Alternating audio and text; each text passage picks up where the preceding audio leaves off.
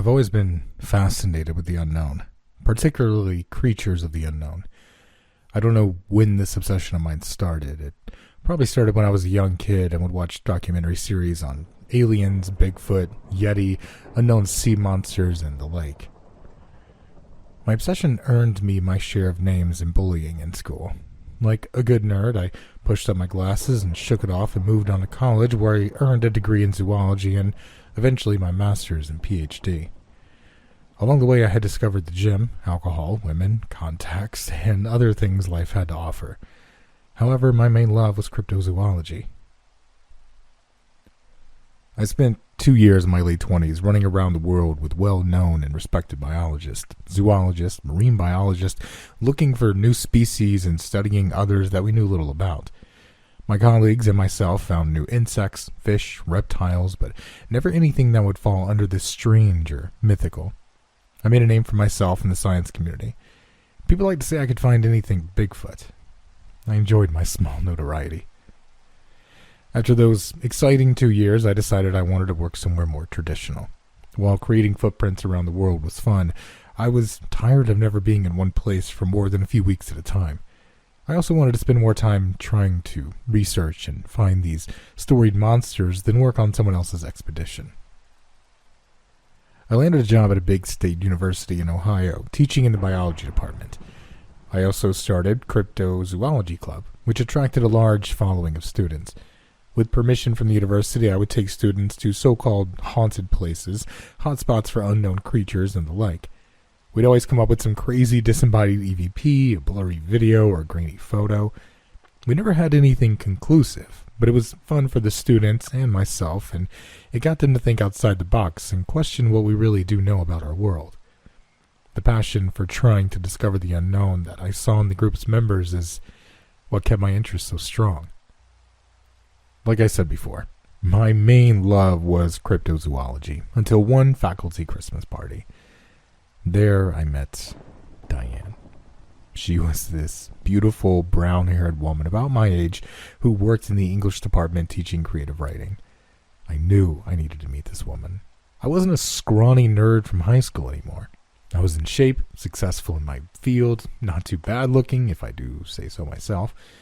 I used a corny pickup line to introduce myself. She had a cornier comeback. We laughed, talked the entire party, and exchanged numbers, and the rest is history. A few months after we started dating, we moved in together. I had never fallen so hard for someone. We shared a lot of common interests, but had a lot of differences. I liked the outdoors. She preferred to stay in. I was a busybody. She was more relaxed. We both liked wine and a good book. She was a published writer who wrote these amazing stories about make-believe creatures. I read several of her short stories and one of her books, which all seemed to be centered on forest fairies and children. "Diane," I said, closing her latest published book as I was sprawled out on the couch one evening, "have I told you that you're an excellent writer?" Diane was in the kitchen making her famous chicken Alfredo. "Yes, but you can tell me again if you'd like," she playfully responded. "Can I ask you a question? Where do you get the inspiration for these stories?" She walked out of the kitchen, wiping her hands on a dishcloth. "I get them from the stories my grandmother told me when I visited her in Canada when I was young." I sat up on the couch as she gracefully took a seat next to me. "Tell me more, please," I asked inquisitively. "When I was young," Diane began with a look of remembrance on her face, "we would visit my grandmother every summer in Alberta. She lived in a town called New Village. There weren't many people there. It was a beautiful town shadowed by snow-capped peaks. There was a great big pine forest that lay between the town and the closest mountain. It was probably a few hundred acres or so. At the base of the mountain was this crystal-clear lake that was full of fish and that emptied into a small river. All the kids in town would play in the forest, the lake, and the river, but were strictly forbidden from staying out past sundown. This was enforced harshly by the townspeople, including my grandmother." Diane paused for a moment. "Okay, go on," I urged with a smile. "So, my grandmother would tell me about the fairies in the forest and how they like to play tricks on people. If I disobeyed my elders, they would take me away forever. Those stories always freaked me out. My parents didn't like her telling me those stories, but they agreed that I should listen to my grandmother and be inside before dark. The stories didn't bother me too much until one of the younger boys I played with each summer went missing in the woods. He ran away one night into the forest after a fight with his father. They never found him, and the townspeople don't bother looking for him until after sunrise. I just can't believe the people wouldn't go looking for a boy in the forest until it was sunup, unless they all truly believed in the fairies. The fairies in my book are mischievous, but much nicer than the ones in my grandmother's stories. They never take people away. Diane's face was now a half smile. Kind of your thing, isn't it? What do you mean? I looked at her slightly confused. You know, imaginary creatures that live in the woods. She looked at me with a smart-ass grin. Well, I've read up on fairy folklore, but it's not something that many cryptozoologists spend a vast amount of time on. However, I've never heard of a town afraid of fairies, especially from first-hand account. It'd be interesting to investigate something like that.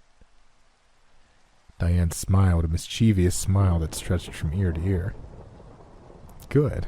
My parents want to meet you, and I want you to meet them. My grandmother passed away when I was young, and my parents inherited the house. They retired there a few years ago. You can come with me this summer when I visit and solve the town's fairy problem. By this point, she was standing over me, giving me the puppy eyes to agree. And just like that, our summer plans were made. And in early June, I found myself on a plane from Ohio to Alberta with Diane and a bag full of some of my recording equipment I took on my excursions with my student group. Once there, we picked up a rental car and drove what felt like hours into the forest-covered mountains. At one point, we left the winding highway to exit onto an even more treacherous two-lane mountain road.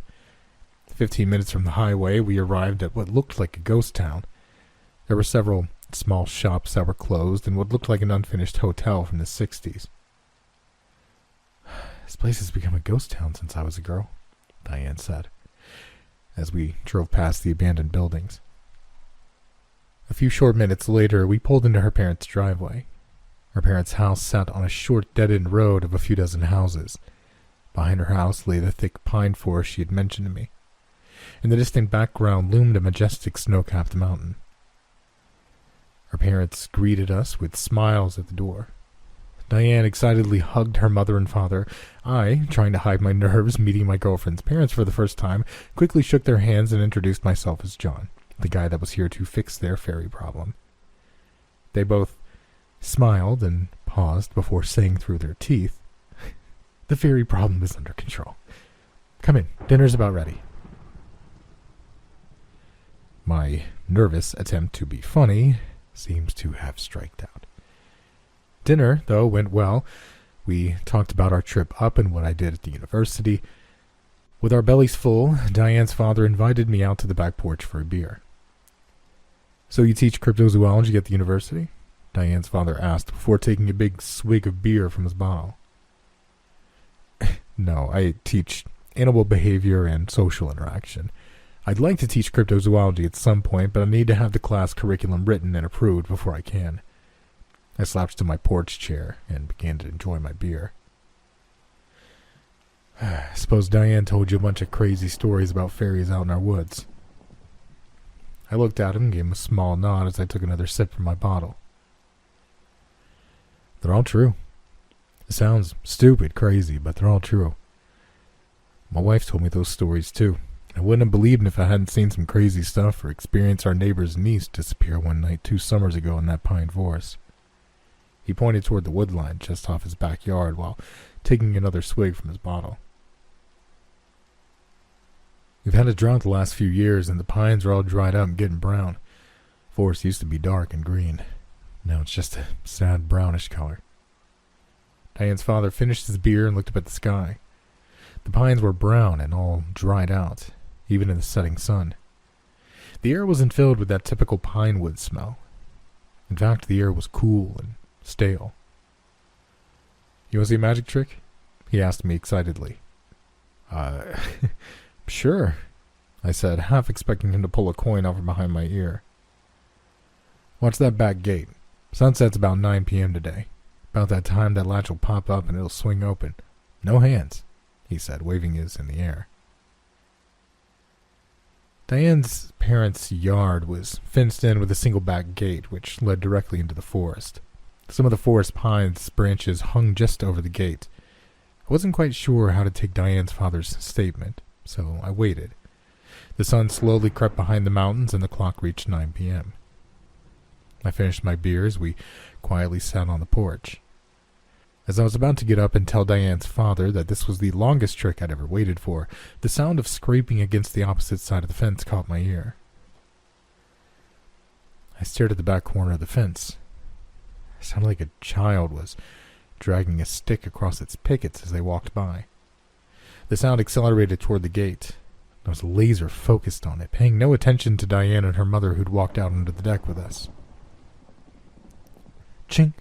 Went the gate latch, and the gate swung open slowly as if pushed soft by an invisible force. No way, I muttered to myself as I slowly began to walk off the deck toward the back gate. A strong, forceful grip pulled me back up onto the deck. My head snapped around to see Diane's father gripping my arm with force. Don't go over there, he said with a stern voice and look. Robert, let him go, Diane's mother chimed in. John, stay here. Don't go anywhere near the woods, or the woods line after the sun has set. Mom, Dad, stop. Diane strongly pulled me away from her parents. You're embarrassing me. She turned to me and said, I'll take you into the woods tomorrow. It's fine. You'll see. Come inside. She turned and graciously stormed back into the house. Feeling awkward, I pretended to take one last drink of my beer and began to follow Diane. You can go into the woods all you want during the day, but as the sun sets, you must be out, Robert said, cutting me off before I could walk inside. His face showed genuine concern. I glanced back at Diane's mother. Her face had the same expression. Diane really likes you, John, her mother started.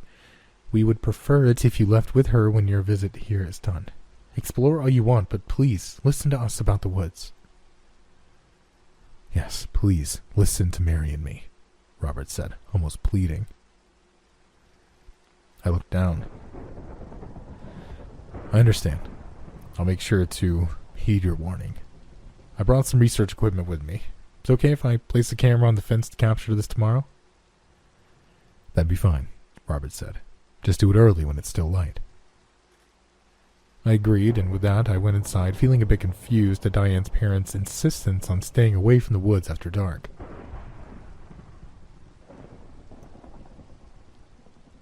Diane and I got ready for bed that night, and as I lay in bed with her, head on my chest, I tried to piece together if her family really believed in fairies and if their facial concern earlier was genuine. Your family really believes in those fairies, don't they? I asked Diane. She rolled over and picked up her head to face me. It's embarrassing. Not the fact that they believe in that stuff, but that they're so adamant that the woods are a bad place. If I'd been rebellious as a kid, I'd run out into the woods many times. They're beginning to act like my grandmother when I was a child. I don't know how my dad does that gate trick, but it's getting old. He pulled it on me 2 years ago and insists it's not him. Diane was getting more annoyed the more she talked. I'll take you into the woods tomorrow. You'll see. I used to play there as a child. There's nothing wrong with it. I pulled her in tight to my body and kissed her goodnight softly. Okay. We'll go have an adventure tomorrow, I said before dozing off. The next morning, Diane took me into the pine forest after breakfast. She showed me all the things she could remember from her childhood. She showed me her favorite trails, which had become slightly overgrown. She showed me her favorite spot on the river and her favorite shore of the lake. The lake shore was littered with dead fish here and there, but strangely, no rotting fish smell. It's a shame they died. I remember the lake being healthy when I was young. We used to fish here as kids, she explained to me as we navigated the shores. On the lake shore was an old foundation to a building that never started.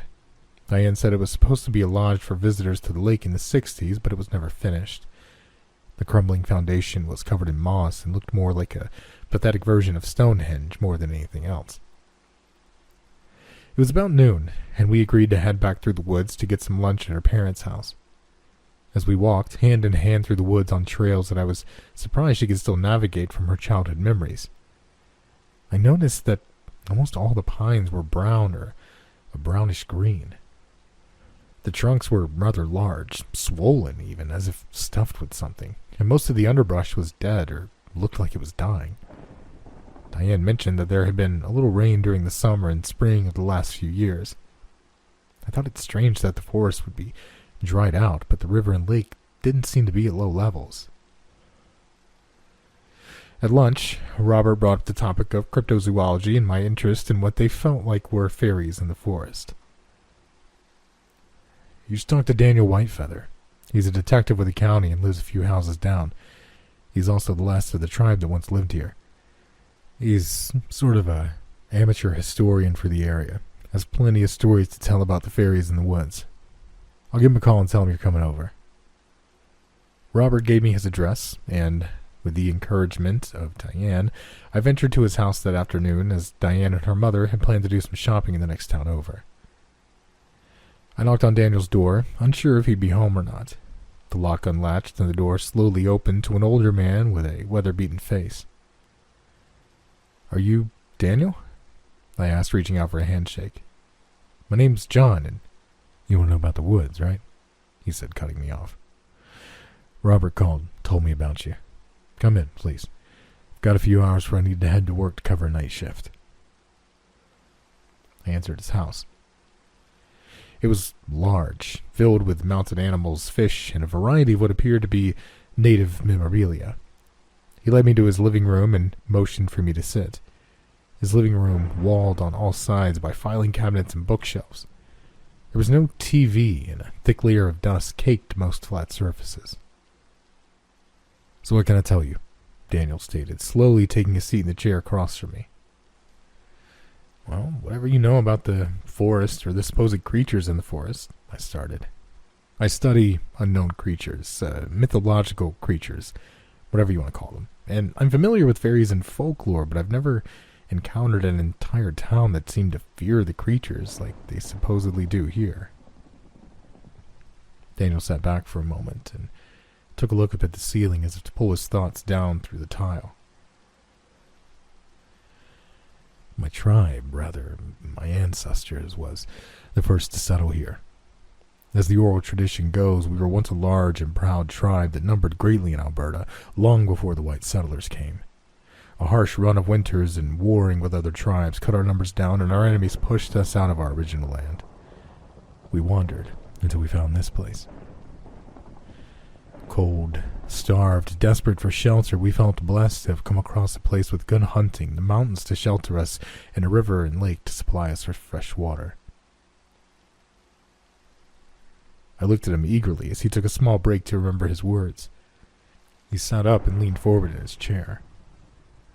"The story goes that when we found this land, we were forbidden to enter the forest by some strange creatures that lived there. My people would call them the forest walkers. They said they were guardians of the pine forest here. The chief, seeing his people starving and without a place to live, struck a deal with the forest walkers. We could hunt, fish, live there, and they would protect us as long as once every moon cycle we agreed to give them one of our own." "Wait," I interrupted. "So, like a sacrifice?" "Yes," Daniel continued. "Each full moon we would send one chosen person by lot into the forest. Their screams would fill the night sky. It was a horrible thing, but for us to survive, the chief made the deal and we kept to it. Many years would pass as we sacrificed one after another of our own. Our numbers would slowly decrease over time, but those who remained were always safe, had food to hunt and fresh water to drink." Daniel got up from his seat and walked over to his bookshelf and pulled out a leather-bound book whose pages were yellowed from age. He plopped the book down in front of me on the coffee table between us. The book landed with a thud, and a dust cloud filled the air. Sorry, I've been busy, haven't had much time to clean. Daniel started fighting back a cough and swatting the air to clear it. It's no problem, I calmly replied as I sat back trying to avoid the allergen-heavy mushroom cloud. But how does what appears to be a native legend turn into a town of people fearing the woods? That book, he stated, pointing at it, contains all the stories about the forest walkers that have been passed down from generation to generation in my tribe. I started writing them down when I was young. I got them from the elders, my relatives, and many others before they all passed. I'm the last one, and I figured someone should document this so others can know what we witnessed. Daniel sat back in his chair again now that the dust had settled. Everything changed when the white man came to our land. First it was one man. He was an explorer. We did not see him as a threat, so we let him pass. However, he found gold in the river. He told others. Soon, many others showed up looking for gold in the river. They brought fur, meats, beads, and guns. They were willing to trade for small pieces of land so they could live here while they prospected. We agreed. The prospectors were supplying us with new things, and we were trading small parcels of land for them. The white people cut down trees to make the clearing in which our town sits now. They built houses. They hunted and fished. We no longer sent one of our own into the forest every single full moon. So the sacrifices stopped because you were getting what you needed from settlers? I questioned. What about your deal with the creatures? We lived peacefully alongside the white man, Daniel started again. The forest walkers were angry that we'd broken our deal. They'd watch us from the tree line in the shadows. Their anger could be felt. One night, several prospectors who were fishing the lake came home through the forest late. The walkers took one of them violently in front of the others. Their screams filled the night air. The survivors fled and never returned. They left their belongings and even their gold because they were so scared. Soon, people who were in the woods past dark began to disappear. No trace could be found. Daniel sat up and took a deep breath. When people started to avoid the woods after dark, they started to trick people into coming into the woods. They would mimic the cries of children or loved ones during the night. Anyone who ran into the woods to save them would be taken. They took 3 mothers of our tribe once because the walkers cried like babies on the forest line. The women ran to save the babies, only to be taken away.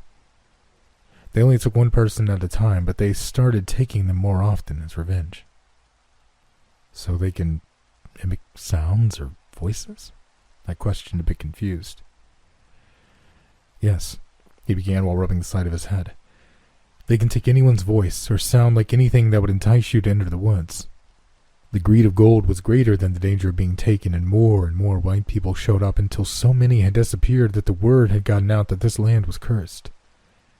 Everyone who lives here now is a relative of someone taken. My tribe helped them and welcomed them to stay here. It became forbidden to enter the forest at night. So, why are there still people living here? I questioned. Why not pack up and leave if this place is cursed? My people made a pact with those who left from the prospecting rush. We agreed to guard this place and keep people from the evil here. We would tell no one about this place. We'd made a deal and broken it. We'd put others in danger. However, no matter what we did or said, the word always made it out about the fishing and hunting or the gold in the river. People would come and disappear. Together we would warn them that they would disappear in the woods after dark. Once in the 60s, a group found out about the fishing and tried to build a lodge on the lake shore. They're all gone. We tried to warn them, but they called us insane. It's only recently that this town and forest have gone unnoticed by the outside. There have only been a few disappearances in the last 10 years. I've seen the Foundation. I sat up in the chair as I was drawn into his stories more and more. Daniel got up and walked over to one of his filing cabinets. He pulled open the top drawer, creating another small dust cloud. He reached inside and pulled out a black binder that was stuffed full of paperwork. Here, he said, motioning for me to take the binder. What is this? I questioned, taking the heavy binder from him. It's all the open missing persons cases that I'm in charge of. They're all from here. That's crazy, I said as I opened the binder. There must be hundreds of cases in here. Some people say that I'm a shit detective. I know what happened to those people, but it's not something you can put on an official report and still keep your job. If you look at the reports, they all have the same pattern. Those people were all last seen before dark in the forest. I ended my conversation with Daniel as he was about to get ready for work. He was working a missing persons case from 2 towns over. He let me borrow the case binder and the book of his tribe's stories. That evening, I set up a small camera and microphone on the opposite side of the fence in Diane's parents' backyard. If I could get something on tape, I might understand better what I was dealing with. I paired it with my laptop, set it to record, and left the laptop in the bedroom while I got ready for dinner. While sitting on the back deck after dinner, I eagerly read through these stories of his ancestors. The only interruption was the sound of a stick being dragged across the fence and the pop of the fence latch coupled with Robert's voice repeating, "Right on time," as the sun set behind the mountain. I'd forgotten about my camera at this point. That night, I excitedly discussed with Diane what I had discovered during the afternoon. You should interview the neighbors. Most of them are older and are retired, so they'll be home. I think I'll do that tomorrow, I said excitedly. The idea of having discovered a legitimate cryptozoology find that I could present to the community raced through my mind like a blazing wildfire. Only if you take me to a fancy breakfast in the morning, Diane said with a devilish smile. Mother and I are going to pick blueberries tomorrow evening to make a pie. It's her specialty. I think you'll like it. Deal. I went to shut off the lights and realized my camera was still recording through my laptop. Diane, let's see if my camera caught what popped open your dad's back gate. Diane slid across the bed as I swiped my fingers across the trackpad to remove the screensaver. The camera screen popped up and the camera looked like it was facing up at a window on a house rather than down on the fence row.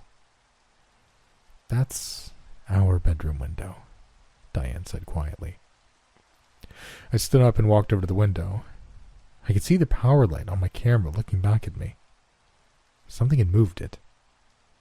No one had touched it since I set it up that I could recall. I hopped back onto my laptop and rewound the captured footage. At 8:57 p.m., the camera started to wiggle, and then it violently drops at an awkward angle to the ground just as the fence is starting to be scraped. We watched and listened as the gate latched, unlocked, and the gate swung open. Whatever did it was just off camera. Did you hear that? I asked intensely. What? Diane replied. I bumped the audio level up and skipped back on the video. In a hissing tone, the words, "No see yet," sounded. It was quiet, but clear. What was that? Diane asked with a quite shocked tone. I fast-forwarded through the footage until I saw the camera start to move. From there, an unseen figure picked up the camera and put it on the post where it was now facing our bedroom window. Our bedroom light came on, and in the background of the footage, you could hear a faint giggling like a small child would make. John, that's creeping me out. Diane reached across my lap and shut my laptop. Turn out the light. We're going to bed. She rolled over into bed and pulled the covers over her body. I shut the light off and followed. The next day, after taking Diane to breakfast in the next town over, I went door to door asking people what they knew about the forest. Many were hesitant to talk to me until I explained who I was, what I believed, and that I intended to study what was going on. Once that was out of the way, I was warmly welcomed into many of their homes. The townspeople had a wide array of stories. I wrote down as much as I could in a notebook. Their stories ranged from relatives disappearing to hearing strange voices at night to seeing groups of travelers go missing in one night without a trace. Many were older stories of loved ones who wandered into the forest late or failed to make it out before sundown. Everyone seemed to believe in the creatures that populated the pine forest, but no one had ever seen one. One older gentleman mentioned his sister had gone into the forest on an afternoon stroll and never returned. For months afterward, he swears he could hear her voice calling every evening to him from the woods, but he dare not enter. Eventually, the voice stopped. The rest of the afternoon I dedicated to taking notes on all the missing persons cases. I only stopped to kiss Diane goodbye as she and her mother left to get blueberries from the forest. She'd promised to be home in an hour or two. I was fine with her going, since it would be several hours before the sun went down. "You feel okay going into the woods after the video feed from last night?" I questioned. Diane shuddered and then sighed. "Nothing bad has ever happened during the day. My mother will be with me. I'm sure it was probably my dad playing tricks on us. Just come home safe to me." She smiled and closed the door. I returned to my reading. Each case had the same set of circumstances. The person was last seen going into the woods before dark or just after dark, and not returning once the sun had set. Several of the cases mentioned witnessing hearing strange sounds from the woods. One case in particular mentioned that a county police search group went into the woods after dark, and none of them returned. There was no good explanation for why the people went missing. News clippings placed the blame on people getting lost in the Canadian outback, or the possibility of these people running into bears or wolves. Exhausted after all my note-taking, I closed the binder full of cases and sat back in my seat in the living room. I breathed deeply and stood up, collecting the binder and book that Daniel had let me borrow. The front door swung open slowly. I looked up, hoping to see Diane and her mother, but to my surprise, Robert walked in. "Hey, didn't even know you were gone," I said in a tired tone. "Yeah," Robert started as he took his shoes off. "You were buried so deep in your reading that you didn't notice I left for town. Just went out to get some gas for the mower. Yard's getting kind of long and needs to be trimmed." "Keep an eye out for Diane and Mary. They went to pick blueberries in the woods and haven't returned yet." "All right. Girls still have time. Sun won't set for another 3.5 hours. I could hear a slight worry in his voice. I finished gathering my things and walked to Danielle's house to return his items. When I arrived, he was sitting on his front porch, still in his police uniform with a beer. "John," he said with a smile, holding the beer up in salutation, "I see you've come to return my binder and book. Did you find what you needed?" I handed him the book and binder and took a seat beside him. "I found a lot of interesting stuff. Interviewed many of the neighbors, and I believe everyone feels like there's something in the woods. All the missing cases are similar. All the native stories are intriguing, but tell me something. Why are there still people living here? I understand your ancestors made a pact, but why not just up and leave?"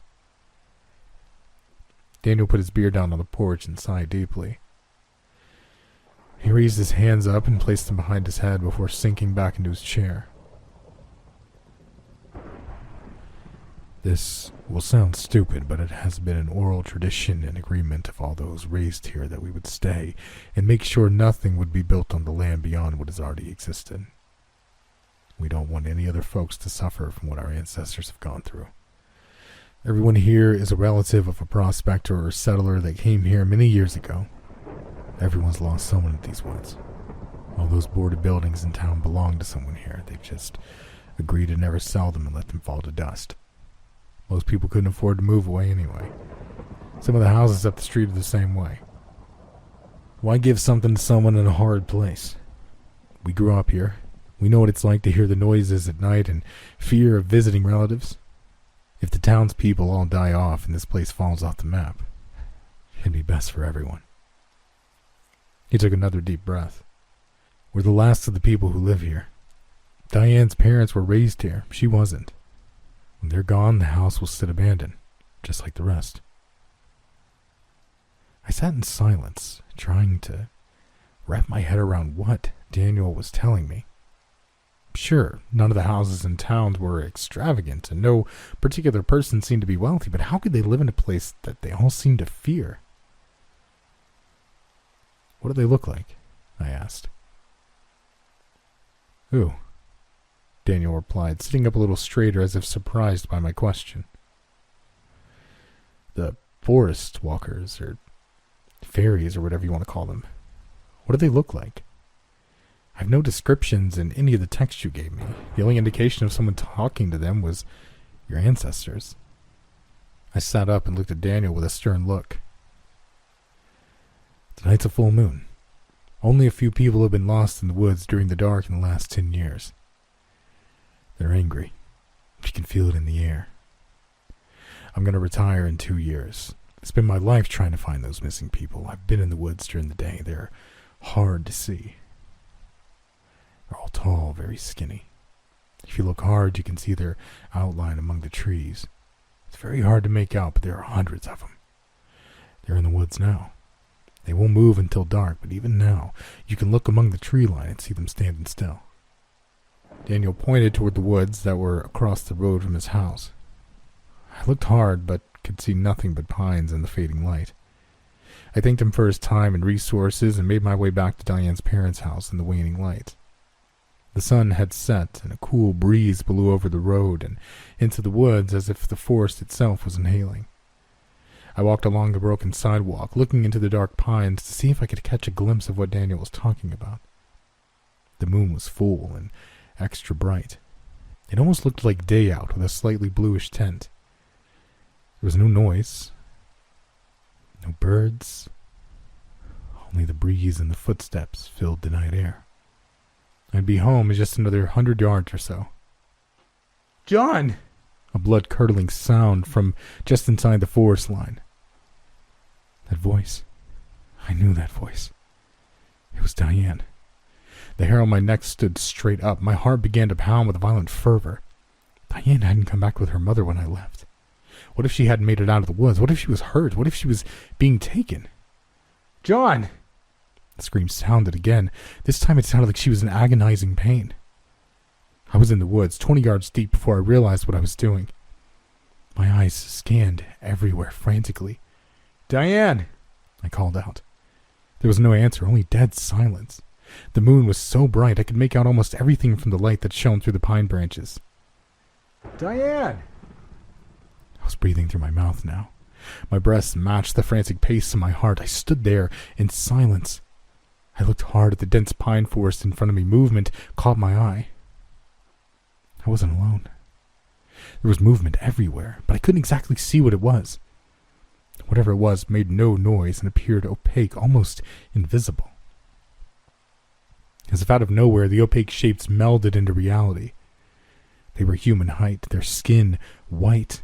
They had thin legs, arms, and body structure. Their skin looked dry but ridged like a worm's. Their head was large, white, sideways cone shapes with no features, only a small black hole on the front. My muscles tensed as pure fear flowed through me. I couldn't move. I was awestruck, and fear consumed at the same time. Dozens of these things were in front of me. They all looked horribly the same. I wanted to run, but I couldn't. One of them moved slowly toward me. 20 feet from me it stopped. It was dead, quiet. My heart was pounding so hard I could hear it. The hole in the front of its head grew larger, as if something was pushing out of it, like the peeling of a sausage casing, and the skin of this thing pulled back, and out of the black appeared to be a young woman's head. My jaw dropped. I could feel my heart beat in my ears. Her hair was black and greasy looking, her eyes just black ovals. Her skin was pale. She looked up at me. It felt like an eternity as I looked at this human head upon this monstrosity. Her mouth opened. John? Her voice echoed. But I knew that voice. It was Diane's. Confusion took over. The woman head on this monster twisted sideways in a horrible manner while looking at me with a blank facial expression. John. Diane's voice repeated faster and faster. Then an ear-shattering maniacal laugh echoed from its mouth. Tears streaked down my face as my lips began to tremble. It stopped.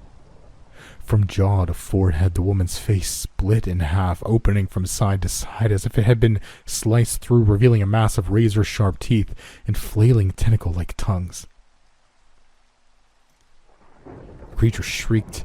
It was so high-pitched and growling that it made the forest shake and my ears ring. I fell backward onto my back with a hard thud, and for the first moment since I saw the thing, I could move.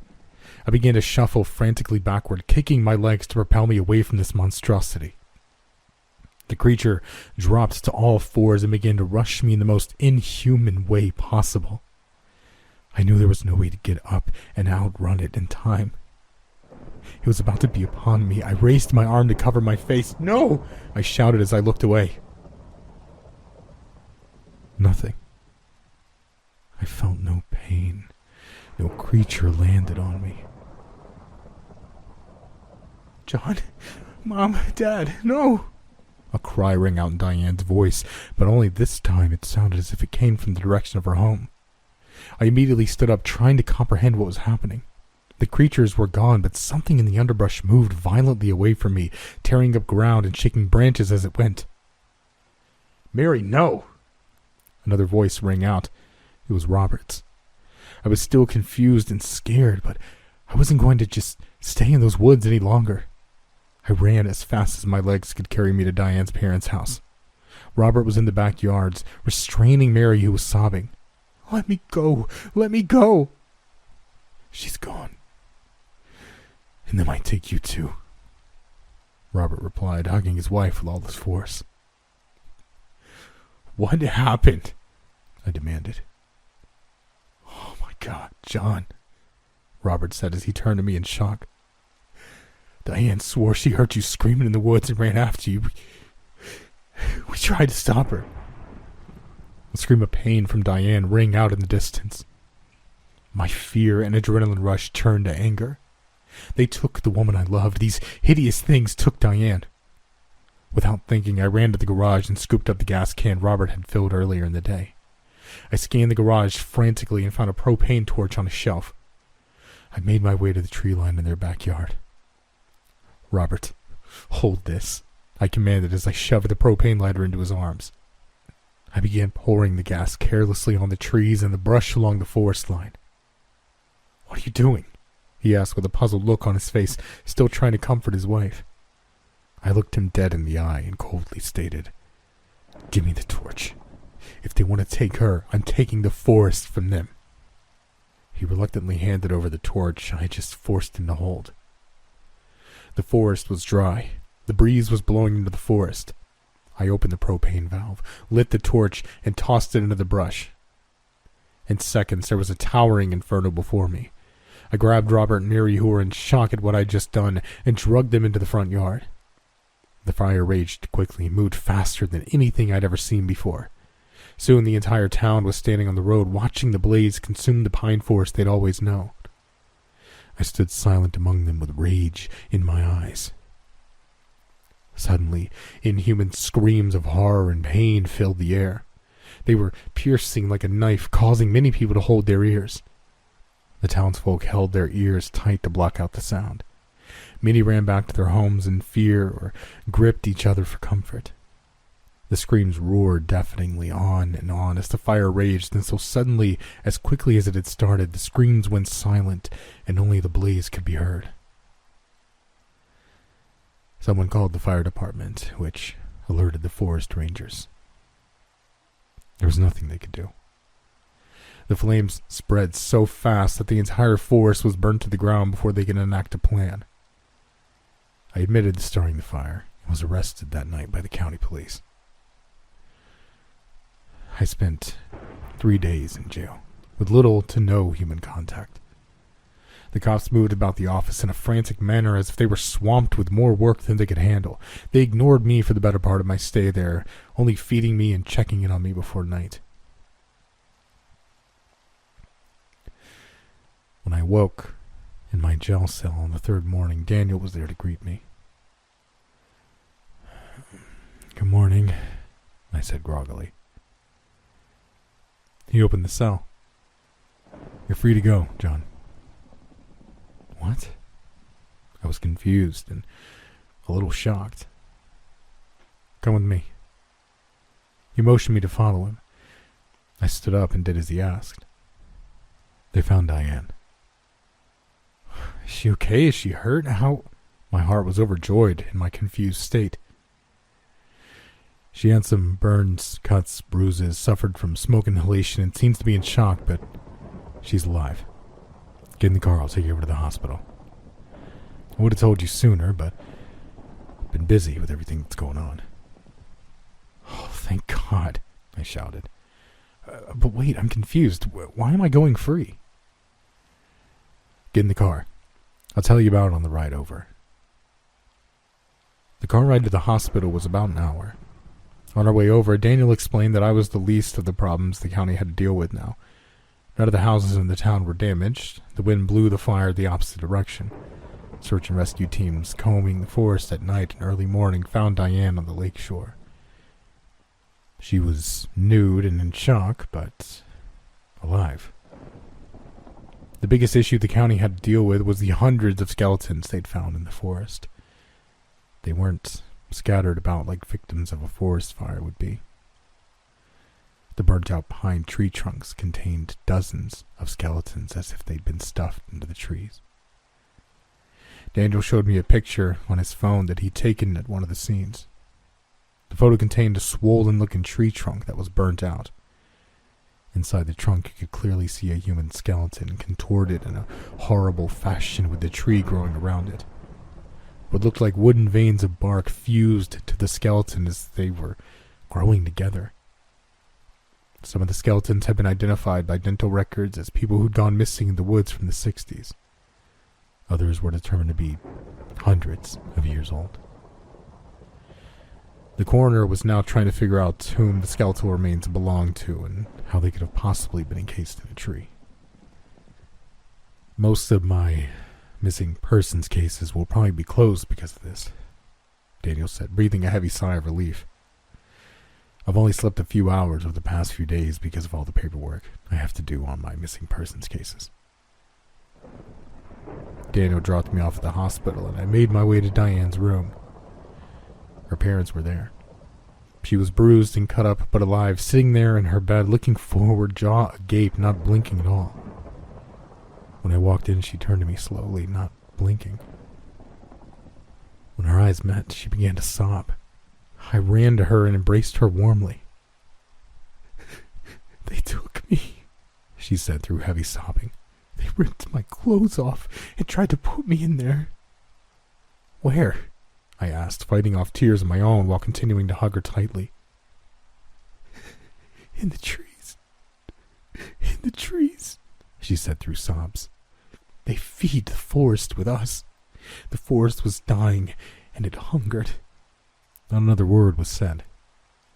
I just held her tight till her sobbing stopped.